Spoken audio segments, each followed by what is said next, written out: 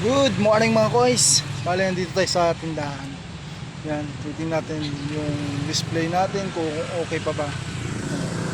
Kahoy, yung akas. Siya, umuulan na pati ngayon. Yan, maulan na sa labas. Maulan. Maulan na siya. Tapos, to, marami akong stock na uli ngayon.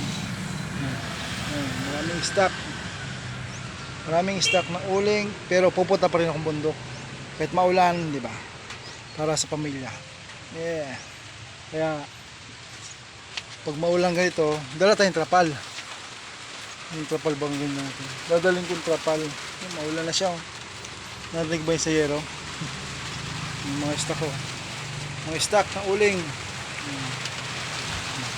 Tagulan na. Kailangan na mag-stock para pag-abot ng December, may stock tayo, di ba? Yun lang.